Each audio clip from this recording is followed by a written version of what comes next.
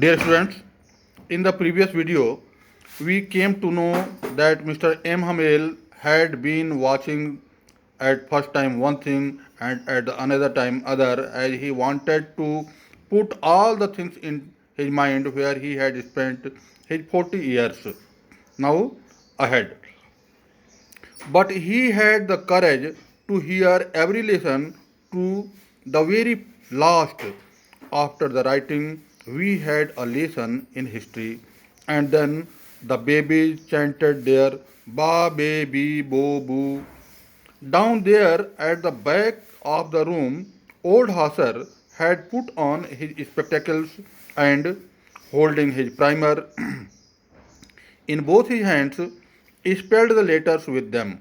You could see that he too was crying. His voice trembled with emotion, and it was so funny to hear him that we all wanted to laugh and cry.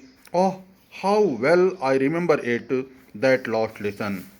The narrator French here describes that the teacher, Mr. M. Hamel, had courage. He had enough courage to hear every lesson to the very last as they were reciting the lessons, and he had enough courage to hear the lesson up to the very last.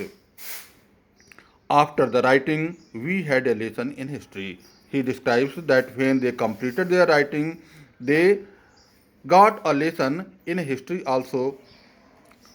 And then the baby. Baby here stands for the pupils, the persons who were in the classroom, whether they were the young ones or the old ones. Here the baby stands for them.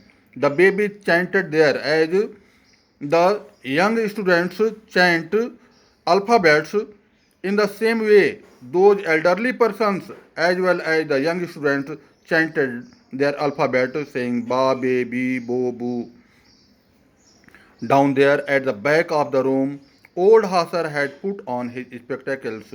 Old Hasser had put on his glasses and he was holding his primer in both hands and he was spelling the letters with them. He was holding his primer book, he was holding his elementary book in his hands and he was spelling the letters.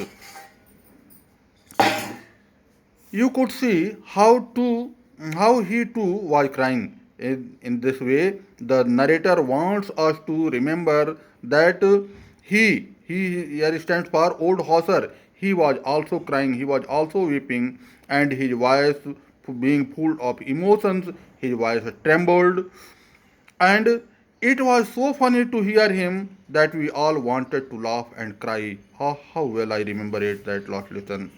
For them, it was extremely funny to hear the teacher, to hear old Hasser, and to hear other persons, and they wanted to laugh and cry both at the same time. As the narrator wants to describe that he wanted to laugh because the older elderly persons were crying, and he wants to cry because his teacher was going away, and they were not they would not be able to learn French anymore. So he says that he remembered that last lesson very well. All at once the church clock struck 12. Then the Angelus. At the same moment, the trumpets of the Prussians returning from drill sounded under our windows. M. Hamel stood up, very pale, in his chair. I never saw him look so tall. My friends, said he, but something choked him. He could not go on. Then he turned to the blackboard, took a piece of chalk, and bearing on with all his might, he wrote as large as he could, Vive la France. Then he stopped and leaned his head against the wall, and without a word, he made a gesture to us with his hand. School is dismissed, you may go. The narrator here wants to describe that when they recited their lessons, when they learnt their lessons, and he said that he remembered that last lesson very well, then at the same time the church clock struck 12. The church clock showed that it was 12 o'clock, And then the Angelus. Angelus here stands for the prayer. Then they prayed. Then they made their prayer, and at the same moment, the trumpets of the Prussians, here Prussians stand for the Prussian soldiers who were returning from their parade, who were returning from their drill, their exercise, sounded under our windows. They made a sound, and it was a sign that it was time for them to leave. It was time for M. Hamel or other French teachers to vacate the place. M. Hamel stood up. M. Hamel, the teacher, stood up. He was very pale. Pale here stands for Alois. He was Alois. He stood in his chair.